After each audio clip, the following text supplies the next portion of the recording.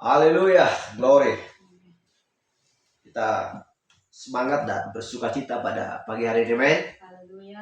Haleluya. Dan kita menyebut tepat pada waktu yang sudah diberikan Tuhan kepada kita. Karena kita selalu mengingat bahwa kita menyembah Yesus Kristus di dalam roh dan kebenaran. Di dalam satu waktu.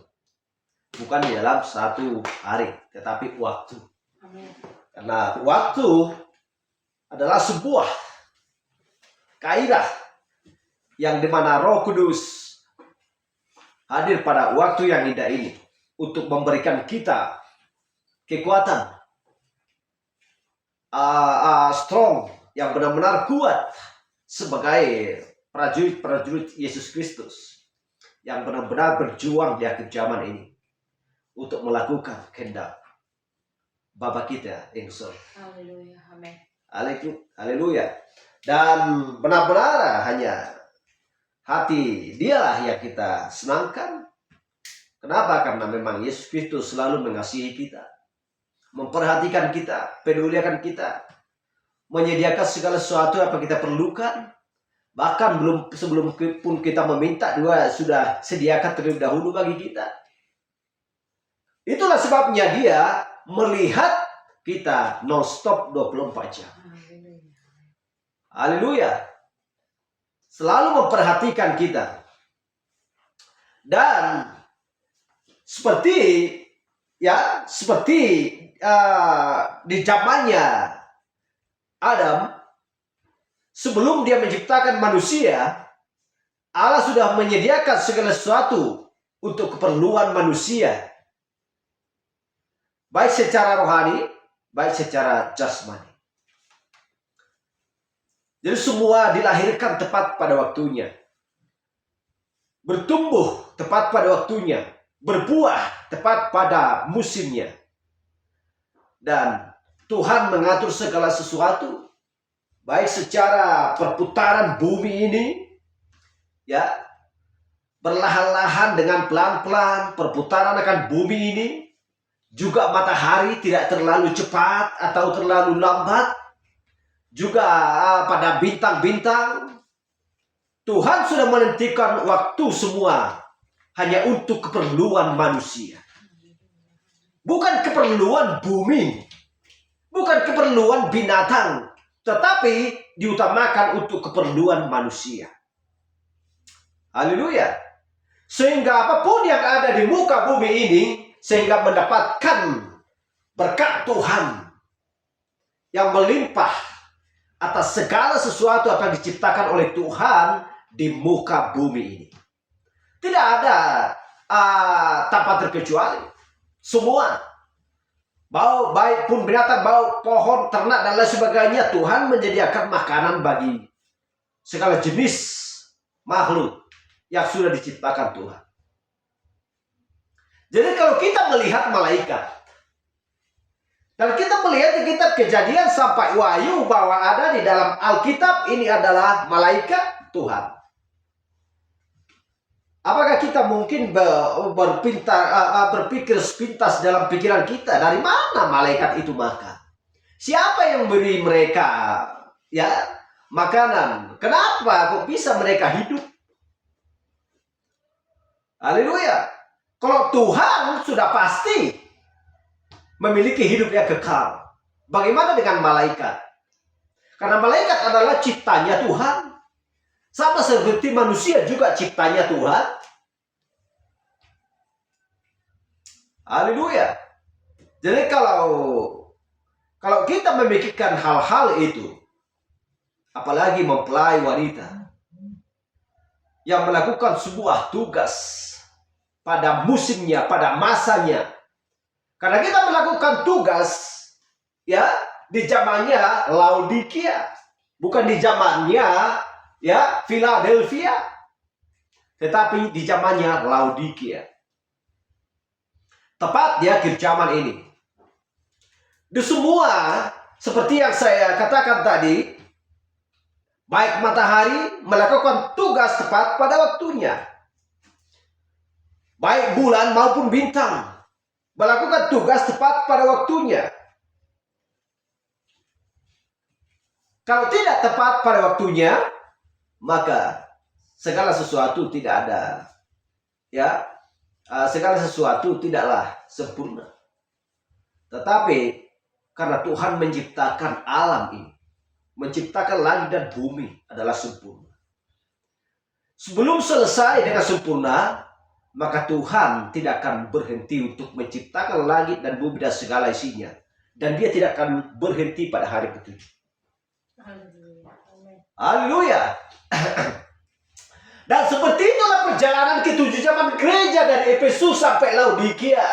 Tuhan sudah melihat bahwa di atas ketujuh zaman gereja tersebut ada bintang, ada utusan, ada mediator diutus bagi zaman-zaman gereja tersebut tepat pada waktunya. Kalau sudah tepat waktunya pada zaman Efesus, Smyrna, Pergamus, Tiatira, Sardis, Philadelphia, ya, maka janganlah kembali ke belakang.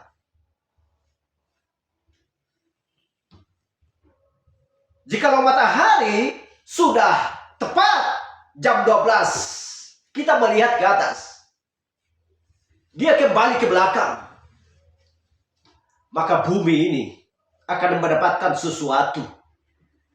Ya, apakah itu? Adalah sesuatu perubahan secara sistem, iklim, dan lain sebagainya.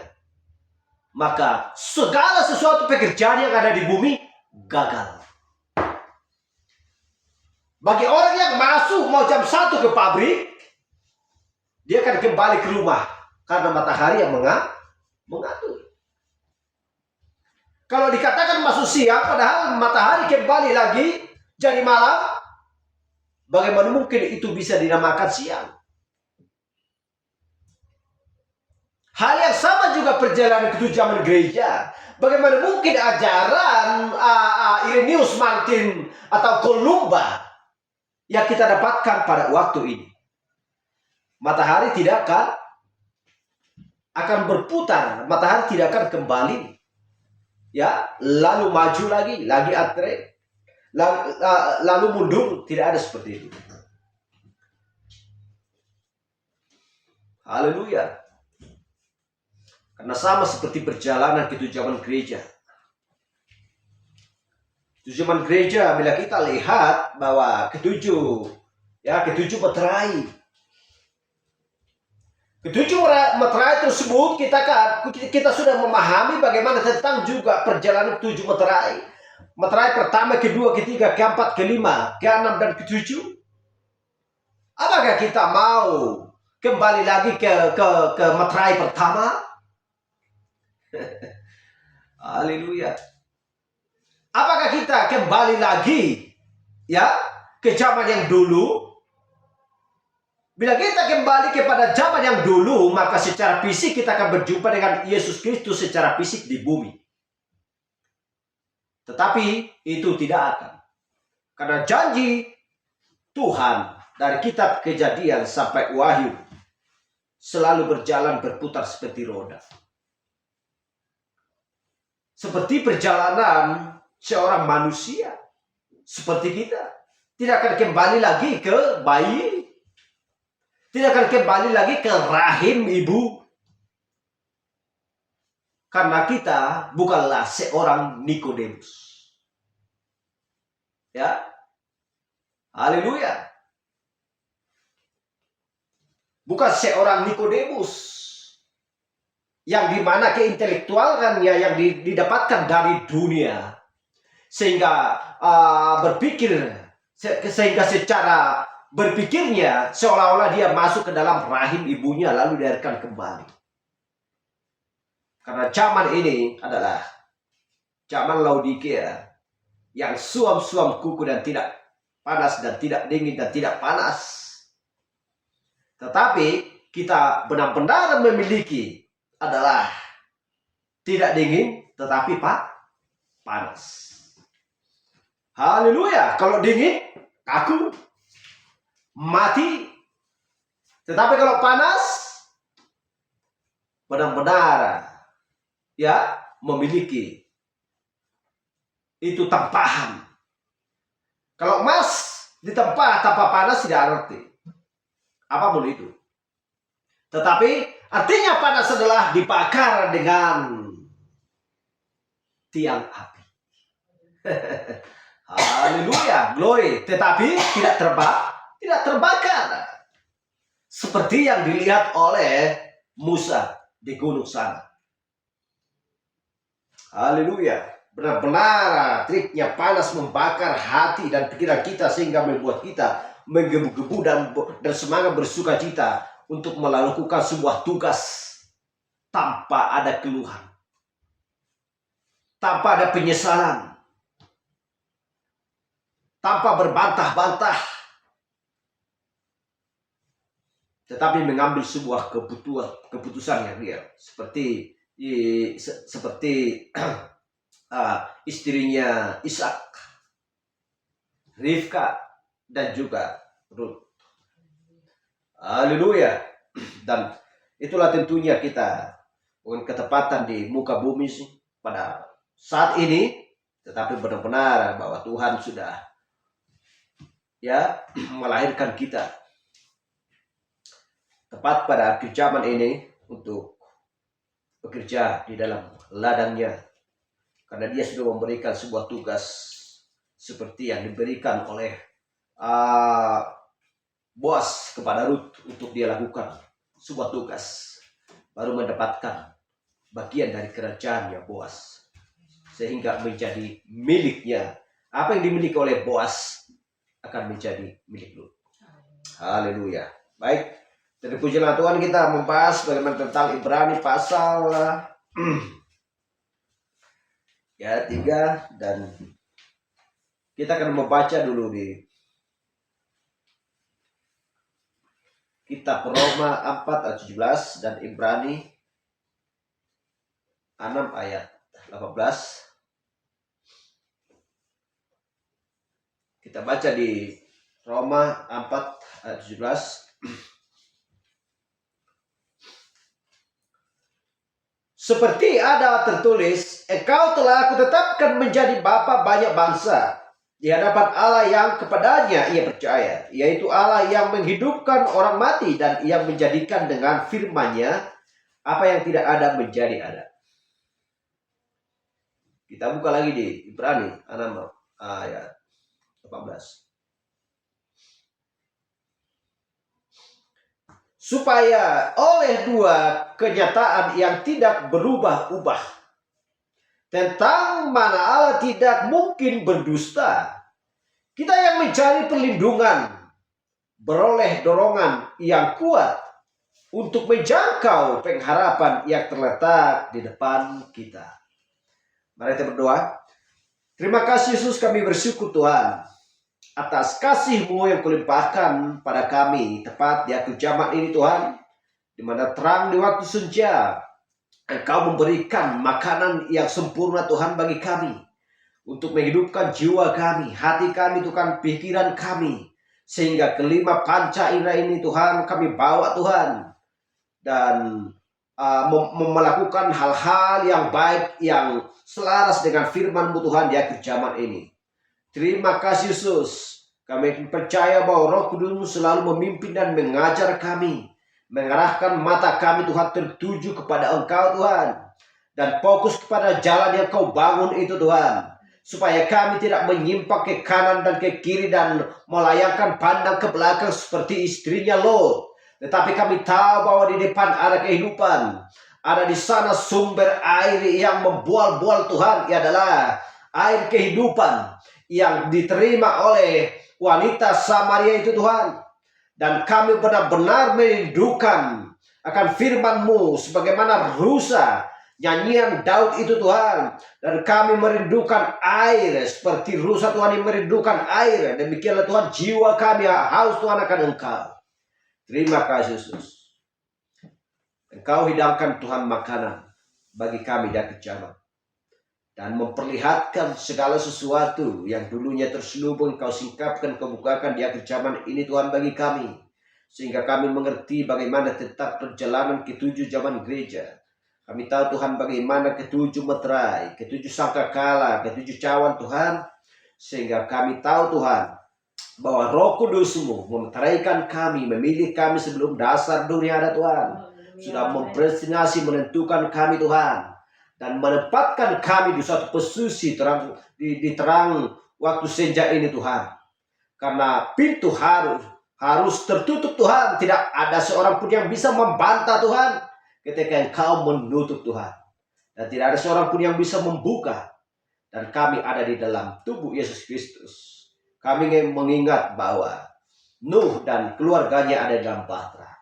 Terima kasih Yesus. Kami aman dan tentram di dalam tubuh-Mu.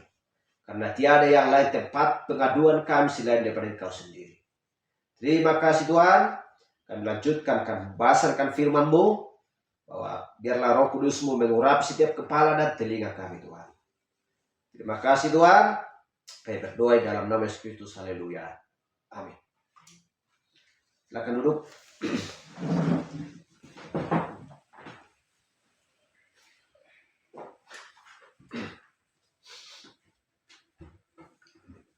Dan kita melihat di sini di kitab kitab Roma 4:17 seperti ada tertulis, Engkau telah kutetapkan menjadi bapa banyak bangsa, menunjuk kepada Abraham di hadapan Allah yang kepadanya ia percaya, yaitu Allah yang menghidupkan orang mati, dan yang menjadikan dengan firman-Nya apa yang tidak ada menjadi ada. Berbicara tentang menghidupkan orang mati yang tidak ada menjadi ada. Dan Tuhan sudah menetapkan bahwa Abraham menjadi bapa banyak bangsa. Haleluya. Menghidupkan orang mati dan yang menjadikan dengan firman apa yang tidak ada menjadi ada. Kalau sudah menunjuk kepada Abraham, menunjuk kepada anak janji, menunjuk kepada Yesus Kristus. Haleluya. Menunjuk kepada firman. Bahwa segala sesuatunya dari awal sampai saat ini adalah firman. Karena firman adalah Yesus Kristus. Apa yang diucapkan oleh seorang nabi yang tidak ada menjadi ada. Yang bekerja di dalam seorang nabi adalah Yesus Kristus. Roh Kudus. Haleluya. Kalau kita sudah melihat apa yang tidak ada menjadi ada, maka di dalam Alkitab dari kitab Kejadian sampai Wahyu bisakah kita hitung orangnya siapa yang pernah melakukan hal itu? Haleluya.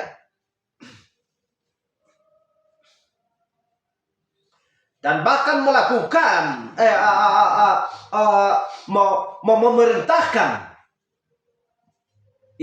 memerintahkan matahari.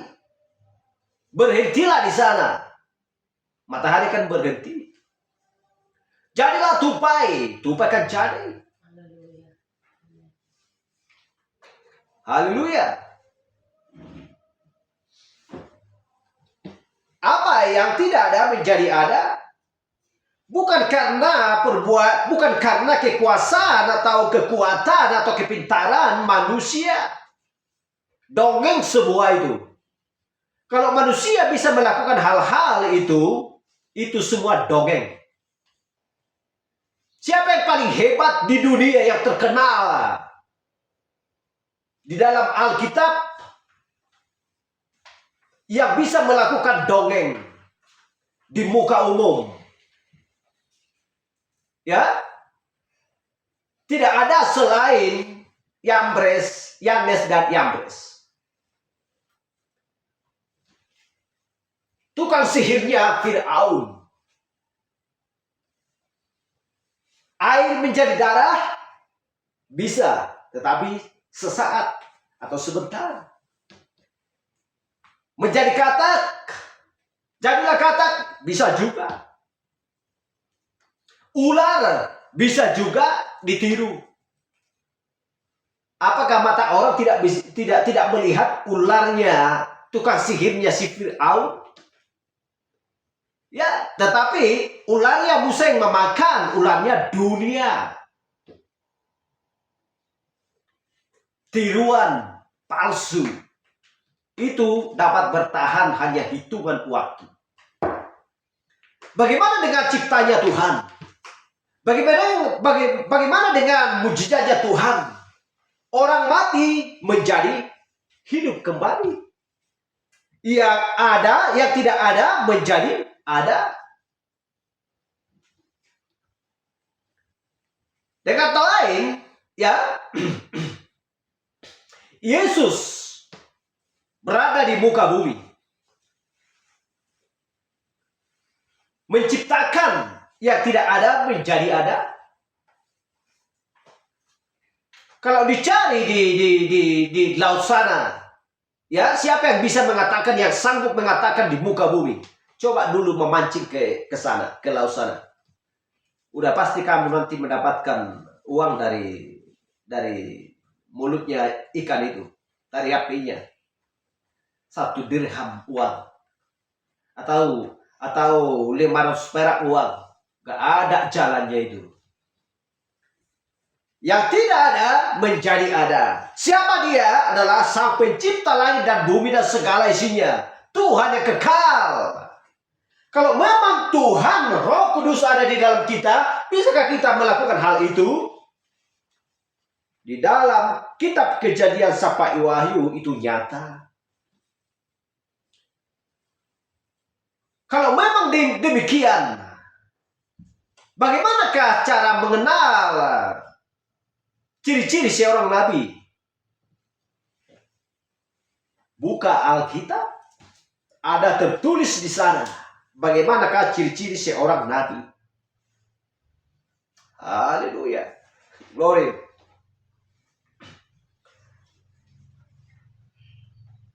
Ibrani 18. Supaya oleh 2 kenyataan yang tidak berubah, tentang mana Allah tidak mungkin berdusta, kita yang mencari perlindungan beroleh dorongan yang kuat untuk menjangkau pengharapan yang terletak di depan kita. Bukan di sebelah kiri, bukan di sebelah kanan belakang, tetapi di depan kita. Siapa yang dapat melihat ini? Untuk menjangkau pengharapan. Bukan terletak di belakang atau di sebelah kanan atau kiri, tetapi di depan kita. Kalau Tuhan membuat pengharapan ini ada di belakang, mungkin tak terlalu capek lah melihat ke belakang. Tetapi Tuhan dengan sengaja terhidang di depan kita. Siapa yang dapat melihat? Kalau orang tidak dapat melihat apa yang terhidang di depannya, berarti buta. Tetapi sekalipun buta, itulah sebabnya Tuhan membuat manusia dengan sempurna memiliki 5 panca indera. Kalau tidak dapat melihat, tidak dapatkah meraba? Kalau tidak dapat meraba, tidak dapatkah mencium? Orang buta memiliki iman. Ini berbicara tentang rohani. Haleluya. Secara fisik pun kita dapat mencium. Kalau tidak dapat kita membaca akan Alkitab, dengan iman kita dapat mencium bahwa harum, betapa harumnya firman Tuhan. Kita dapat meraba dengan iman kita. Siapakah dia? Bartimeus. Yang buta, yang tidak pernah melihat Kristus. Haleluya. Itulah sebabnya dia menjangkau pengharapan yang terletak di depan dia, di depan Bartimeus. Sehingga dia pun merindukan, ya, merindukan kesembuhan. Sehingga yang diingini oleh imannya, Yesus akan mencelipkan matanya sehingga dia dapat melihat siapakah Yesus Kristus. Dia ingin melihat Tuhannya. Dia tahu bahwa Tuhanlah yang menciptakan langit dan bumi dan segala isinya. Jadi jelas dia percaya bahwa dia akan menyembuhkan matanya yang buta sehingga dapat melihat. Haleluya.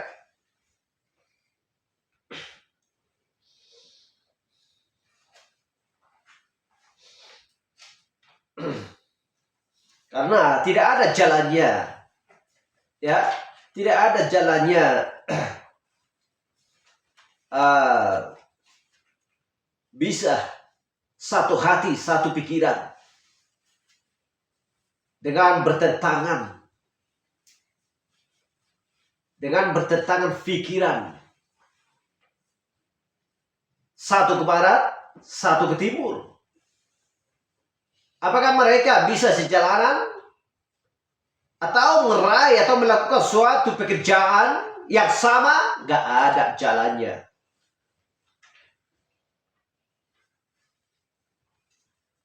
Haleluya.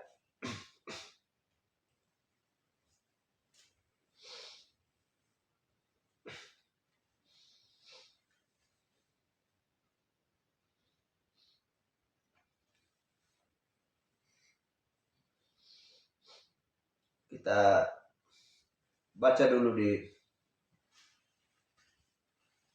Yohanes 5:24.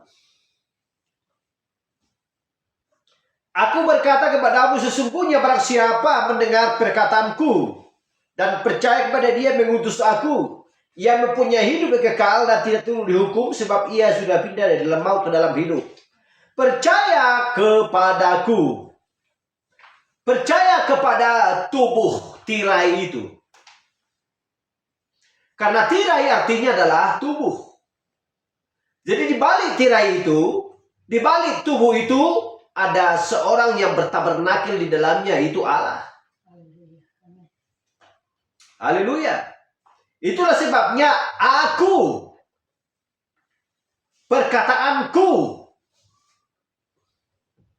aku yang mempunyai hidup kekal dan tidak turun dihukum, sebab ia sudah pindah dari maut ke dalam hidup. Siapa yang mengalami ini pertama sekali di muka bumi? Adalah Yesus. Maut adalah kematian. Yesus pergi ke neraka untuk melihat bagaimana tentang keadaan orang-orang yang ada di dalam neraka sana. Dosa dan kesalahan kita ditimpakan ke atas Yesus. Sebuah cambukan yang dia terima, yang dia rasakan. Kenapa Yesus Kristus dicambuk? Apakah dia pernah bersalah? Seolah-olah dia pernah bersalah. Seolah-olah dia pernah berdosa. Apakah manusia tidak tahu bahwa sebuah cambukan itu adalah ditimpakan kepada Yesus oleh karena kesalahan dan dosa manusia? Sadarkah manusia memikirkan hal seperti itu? Haleluya. Saya mau contohnya. Kalau ada seorang anak mencuri, lalu anaknya ditangkap. Ya, anaknya ditangkap dan diikat. Lalu sudah diambil, ya, sebuah cambuk yang sangat tajam untuk mencambuk anaknya. Kalau dia memiliki ayah dan ayahnya itu sayang kepada anaknya, tentu ayahnya akan berkata, lepaskan anakku, aku aja cambuk, jangan dia. Kalau memang mau kau bunuh dia, aku aja bunuh, aku aja matikan. Kalau benar-benar dia memiliki kasih sayang kepada anaknya. Yang mencuri siapa? Apakah ayahnya? Tidak. Tetapi anak yang mencuri, anak yang melakukan kejahatan. Tetapi yang mendapatkan hukuman adalah ayahnya. Kenapa? karena dia sayang, kasih terhadap anaknya. Bukankah Yesus seperti itu? Haleluya. Betapa Yesus mengasihi manusia sehingga kesalahan dan dosa ditimpakan ke atasnya. Udahlah, aku ajalah cambuk, aku ajalah salibkan, aku ajalah penjarakan, aku ajalah hukum. Jangan mereka. Sadarkah manusia dia kecaman untuk mengingat hal-hal semuanya itu yang dilakukan oleh Yesus? Tetapi manusia dia kecaman tidak sadar.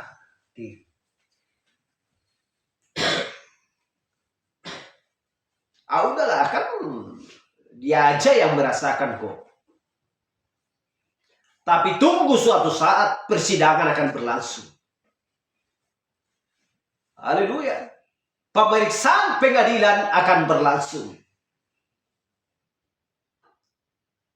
Haleluya. Kalau sudah ada nasihat, kalau sudah ada teguran, kalau sudah ada pengajaran yang terhidang di depan kita, yaitu tentang ajaran keselamatan, dan orang-orang membantah dan tidak mau menatinya, maka dia akan menjatuhkan penghakiman atas perbuatan mereka masing-masing. Haleluya.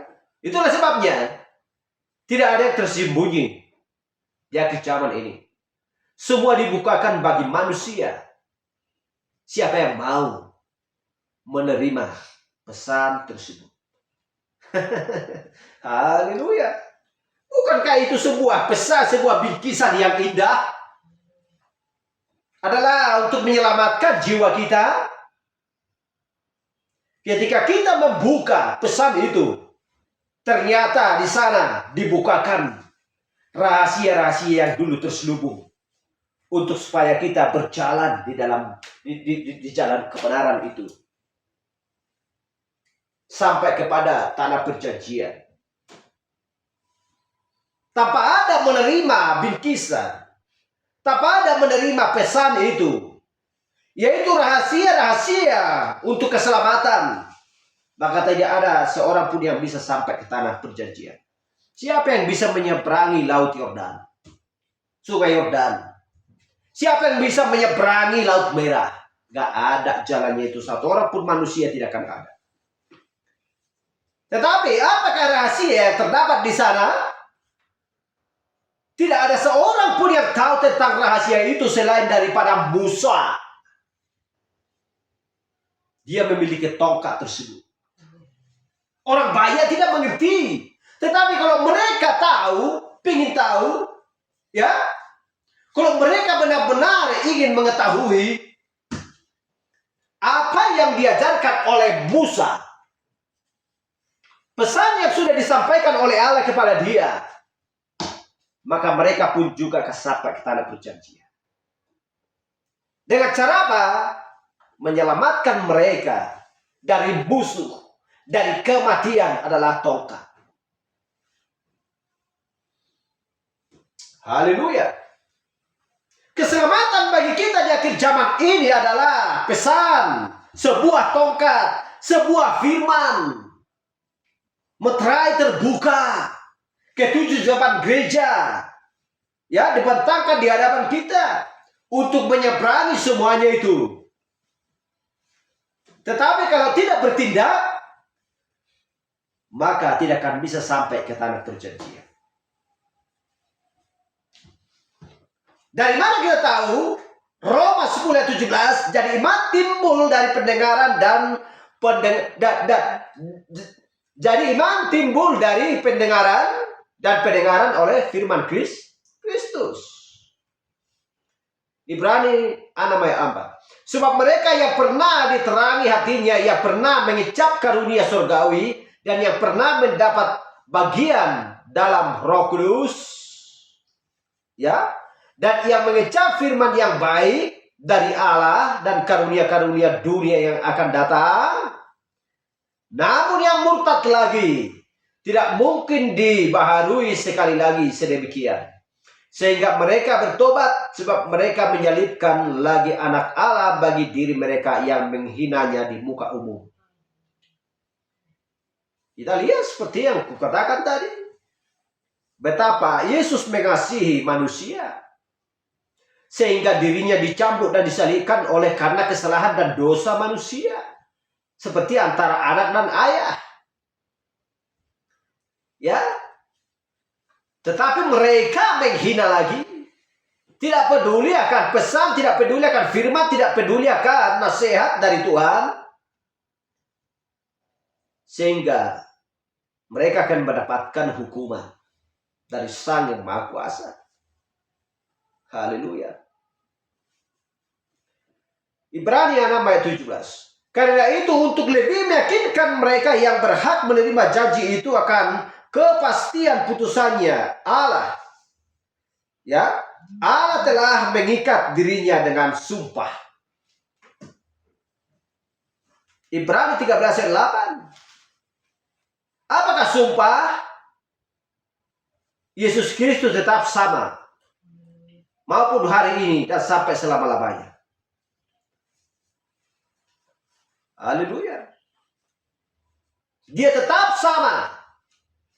Kemarin maupun hari ini dan sampai selama-lamanya. Tidak ada dusta, tidak ada bohong di sana. Haleluya. Terhadap Ibrani 6 ayat 17 ini.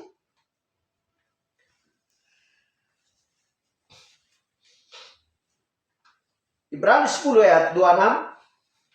Sebab jika kita sengaja berbuat dosa sesudah memperoleh pengetahuan tentang kebenaran, maka tidak ada lagi korban untuk menghapus dosa itu. Sebab jika kita sengaja berbuat dosa sesudah memperoleh pengetahuan tentang kebenaran, maka tidak ada lagi korban untuk menghapus dosa itu. Haleluya.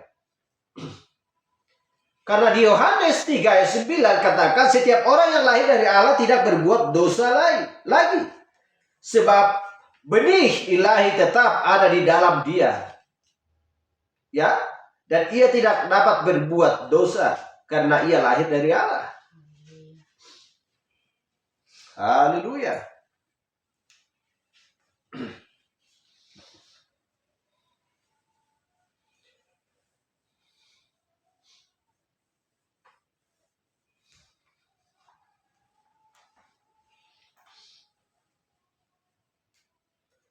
Ibrani 6 ayat 18. Supaya oleh dua kenyataan yang tidak berubah-ubah tentang mana Allah tidak mungkin berdusta, kita mencari perlindungan, beroleh dorongan yang kuat untuk menjangkau pengharapan yang telah di depan kita. Jadi apa itu? Pengharapan itu adalah suatu yang kuat dan aman bagi jiwa kita yang telah dilabuhkan sampai ke belakang tabir. Haleluya.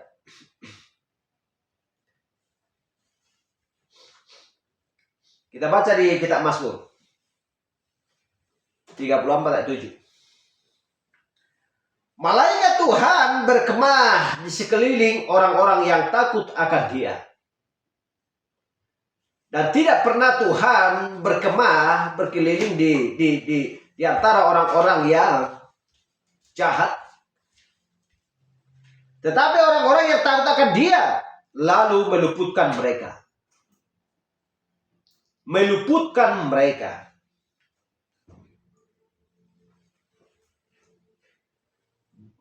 Itulah sebabnya di Matius 28 ya 20 dikatakan, dan ajarlah mereka melakukan segala sesuatu yang telah kuperintahkan kepadamu. Dan ketahuilah, aku menyertai kamu senantiasa sampai pada akhir zaman. Menunjuk kepada akhir zaman.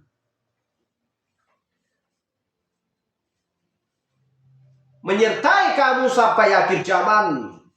Karena Yesus Kristus tidak pernah berubah. Ya. Itulah sebabnya, kalau memang demikian, harus dilakukan Ibrani 13 ayat 5. Janganlah kamu menjadi hamba uang, dan cukuplah dirimu dengan apa yang ada padamu, karena Allah telah berfirman, aku sekali-kali tidak akan membiarkan engkau, dan aku sekali-kali tidak akan meninggalkan engkau. Dia selalu menjaga, dia selalu memperhatikan apa yang dibutuhkan oleh orang-orang yang takut akan dia. Haleluya. Letak tabir tadi 2 Raja-Raja ayat 6-15. Ketika pelayan abdi Allah bangun pagi-pagi dan pergi keluar, maka tampaklah suatu tentara dengan kuda dan kereta. Ya, dan kereta ada di sekeliling kota itu. Lalu berkatalah budaknya itu kepadanya, celaka tuanku, apakah yang akan kita berbuat? Tadi kitab Ibrani sudah mengajarkan, yakinlah, percayalah. Sebelum kamu memikirkan, meminta, aku sudah sediakan bagimu apa yang kamu perlukan. Aku selalu menjaga kamu. Tadi dikatakan, ya, bahwa aku akan menyertai kamu sampai pada akhir zaman. Dari mana itu? Sejak kapan Allah mengatakan demikian?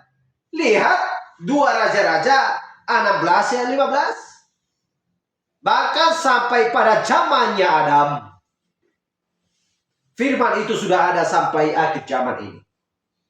Kenapa orang juga tidak percaya kepada setiap firman Tuhan, kepada pesan pada zamannya? Haleluya.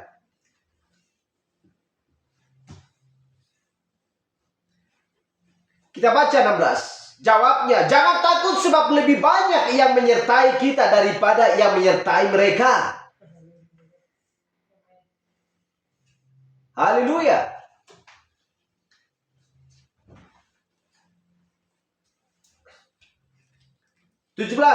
Lalu berdoa Elisa, ya Tuhan, bukalah kiranya matanya supaya ia melihat. Maka Tuhan membuka mata budak itu sehingga ia melihat. Tampaklah gunung itu penuh dengan kuda dan kereta berapi sekeliling Elisa. Tadi sudah saya singgung sedikit tentang Musa. Sekalipun memang semua firman berkaitan, ya, gak tepat pun itu berbahasa, tetapi bisa kita kaitkan supaya dapat memahami dengan sempurna. Ya, apa yang di tangan Musa itu tidak dapat diperhatikan oleh banyak orang. Dan apa yang dilihat oleh Elisa, yang dipercayakan oleh Elisa dengan imannya, tidak dapat juga dilihat banyak orang. Tetapi Elisa sudah yakin dan percaya ketika Tuhan memerintahkan mereka untuk berperang. Ketika Allah ada menyertai mereka, maka mereka pasti akan bisa menang. Haleluya. Karena Tuhan memerintahkan malaikat-malaikat untuk berperang melawan musuhnya si Elisa.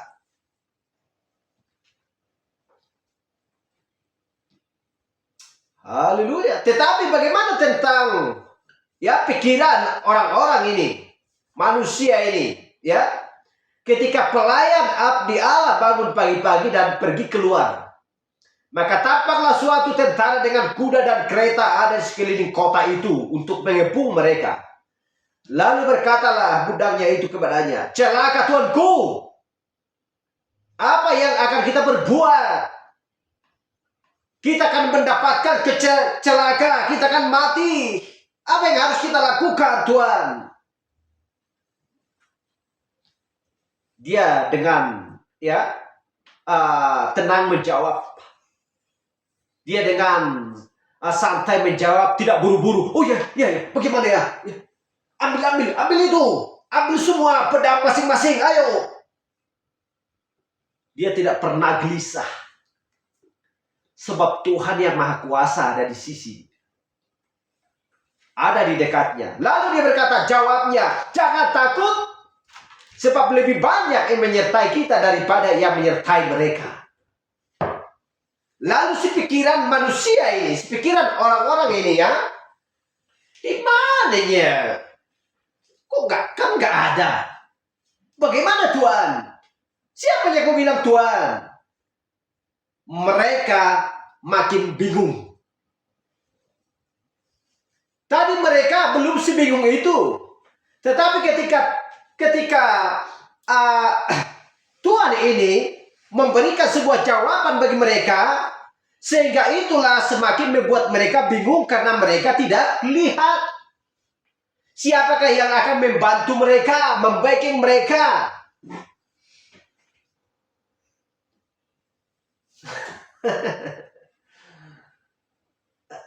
Apakah orang-orang banyak itu semakin bingung? Ya bingung lah. Kan mereka nggak lihat itu orang. Dan apa yang harus dilakukan oleh Elisa supaya mereka percaya? Lalu dia berdoa. Doa orang benar sangat besar kuasanya. Ya Tuhan, bukalah kiranya matanya, supaya ia melihat. Maka Tuhan membuka mata budak itu sehingga ia melihat. Tampaklah gunung itu penuh dengan kuda dan kereta berapi sekeliling Elisa. Apa yang dibuka adalah tirai tubuh itu, sehingga mata teofani mereka dapat melihat malaikat itu. Selubung itu dibuka, tirai itu dibuka, karena di balik tirai itu ada jiwa. Itulah yang dapat melihat. Haleluya. Ketika mereka melihat, mereka percaya. Haleluya.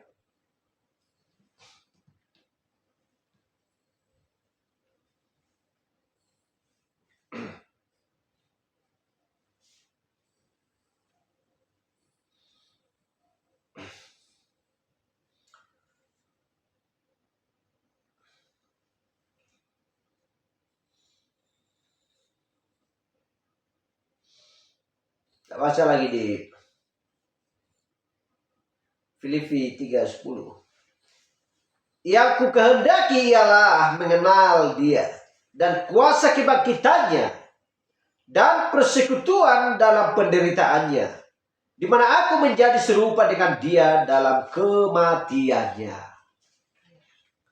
Haleluya. Jadi tirai itu adalah apa yang menghalangi kita hidup sebagaimana yang semestinya.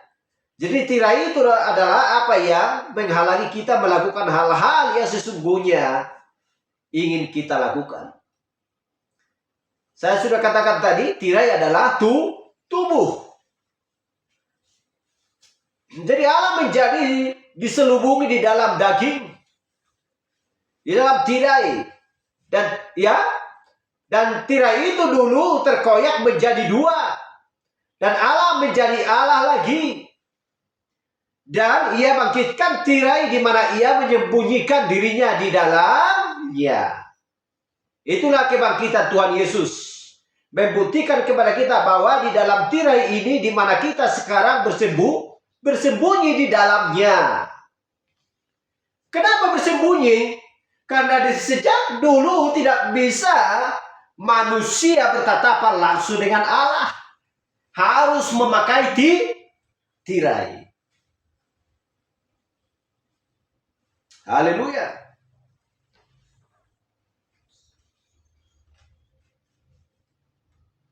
Itulah sebabnya Allah memakai tirai, memakai tubuh, sehingga Maria mengandung dari Roh Kudus dan harus dilahirkan. Dengan cara itulah Allah untuk menebus kita, membasuh kesalahan dan dosa kita lewat tirai itu. Karena dari sejak dulu tidak ada seorang pun manusia yang bisa bertatapan langsung dengan mata dengan Allah. Baik itu mulai zamannya Musa,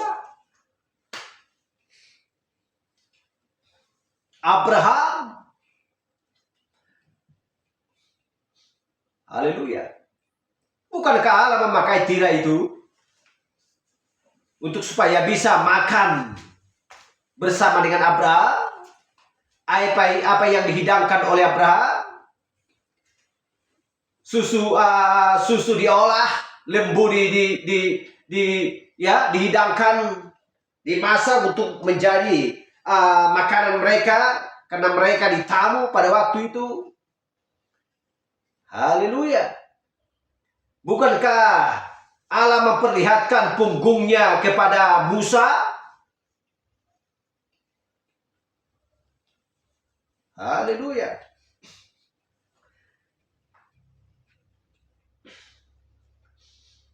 Jadi itulah sebabnya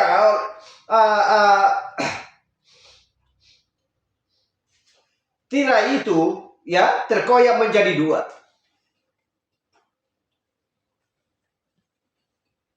Haleluya.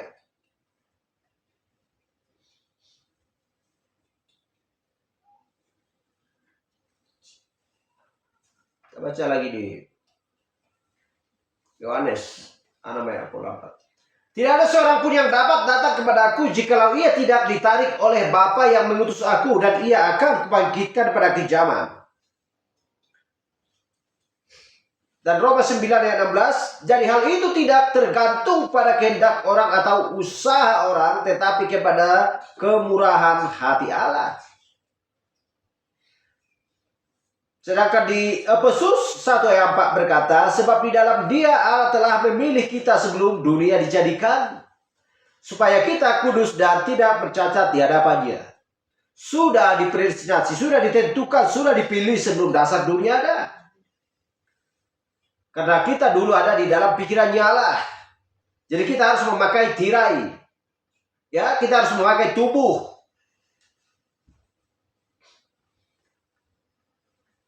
Jadi bagaimana caranya? Tirai itu harus ditanggalkan. Tubuh itu harus ditanggalkan.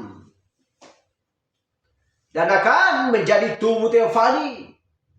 Dengan tubuh teofani itulah kita bisa melihat Allah. Dan bersama-sama dengan Dia. Efesus 1:5, dalam kasih Ia telah menentukan kita dari semula oleh Yesus Kristus untuk menjadi anak-anaknya sesuai dengan kerelaan kehendak-Nya.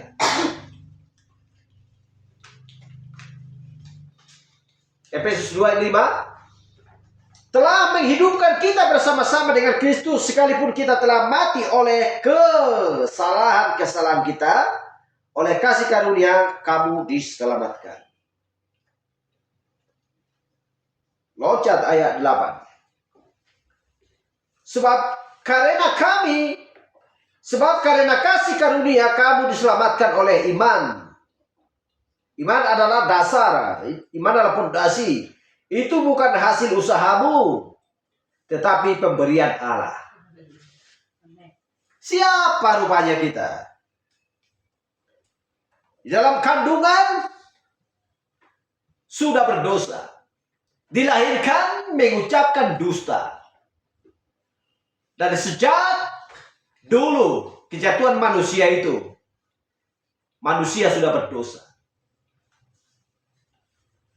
Haleluya. Tetapi semuanya itu adalah pemberian Allah. Bukan karena hasil usaha. Untuk supaya menggenapkan apa kata firman Tuhan dari Efesus, kitab Efesus 1:4-5. Sudah ditentukan sebelum dasar dunia ada. Sudah dipilih sebelum dasar dunia ada. Haleluya. Tetapi firman harus berjalan, harus diberitahukan. Karena bumi ini berputar, ya, seperti roda, berjalan seperti perjalanan tujuan gereja.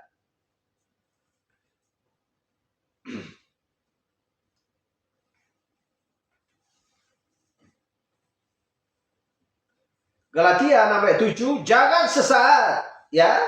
Jangan sesat. Allah tidak membiarkan dirinya dipermainkan, karena apa yang ditabur orang itu juga yang akan dituai. Haleluya. Amin. Ibrani 10:1. Di dalam hukum Taurat hanya terdapat bayangan saja dari keselamatan yang akan datang, dan bukan hakikat dari keselamatan itu sendiri. Karena itu dengan korban yang sama yang setiap tahun terus-menerus dipersembahkan, hukum Taurat tidak mungkin menyempurnakan mereka yang datang mengambil bagian di dalamnya. Kita lompat ayat 4. Sebab tidak mungkin darah lembu jantan atau darah domba jantan menghapus selama-lamanya mereka yang Ia kuduskan. Kita perhatikan, sebab oleh satu korban saja Ia telah menyempurnakan untuk selama-lamanya mereka yang dikuduskan. Satu korban yang dimaksudkan adalah Yesus. Haleluya.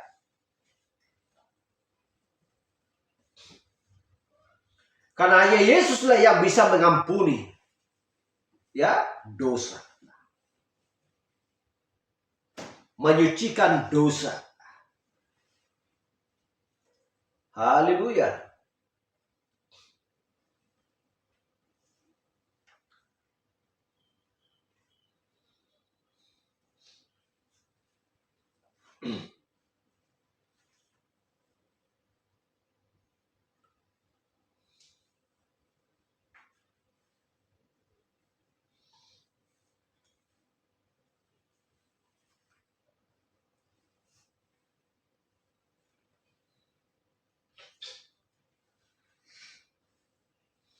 Yakobus 3:11, adakah sumber memancarkan air tawar dan air pahit dari mata air yang sama? Haleluya. Adakah sumber memancarkan air tawar dari air pahit dari mata air yang sama? Gak ada jalannya itu. Kalau kita sudah membaca Yakobus 3:11, maka menjawab adalah tongkat Musa. Ketika Musa memukulkan tongkatnya ke batu, tidak ada dua rasa keluar dari batu itu. Karena batu karang itu adalah menggambarkan Yesus Kristus, dan air itu adalah air kehidupan yang datang dari Kristus. Hanya terdapat satu rasa. Gak pernah orang Israel mendapatkan dua rasa dari satu sumber. Haleluya, glory. Karena firmanlah yang menjawab firman. 1 Yohanes 3:9.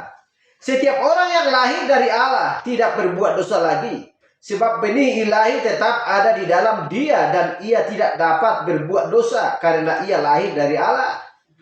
Itulah yang menjawab Yakobus 3:11. Dapatkah dari pikiran, dari hati kita dua rasa? Sebentar kita melakukan yang baik, sebentar lagi udah pergi ke sana mencuri, membohongi orang, melakukan hal-hal, ya, seperti orang-orang sebentar ke gereja, sebentar lagi udah main sabu, udah main ganja, narkoba dan lain sebagainya. Dari satu sumber. Haleluya. Itu yang dimaksudkan. Baik, kita lanjutkan pembacaan di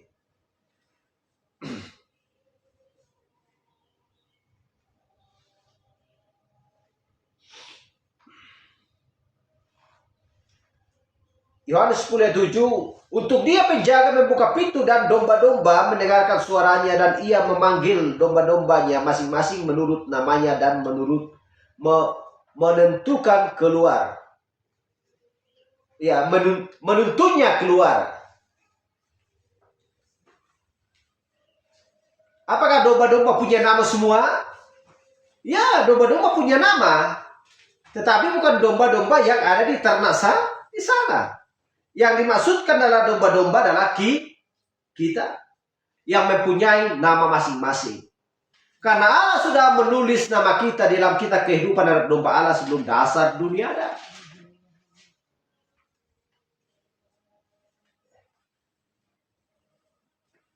Ayat 4. Jika semua dombanya telah dibawanya keluar, ia berjalan di depan mereka. Dan domba-domba itu mengikuti dia, karena mereka mengenal suaranya. Haleluya. Amin. Ayat 5. Tetapi seorang asing pasti tidak mereka ikuti. Malah mereka lari daripadanya, karena suara orang-orang asing tidak mereka kenal. Ya tentunya lah mereka lari. Karena mereka sudah mendengarkan suara yang tidak pasti. Jadi tujuannya apa? Kenapa mereka lari? Karena tujuan yang asing itu adalah untuk membunuh dia. Serigala ganas. Yang dimaksudkan jikalau rasanya beda, kadang pahit,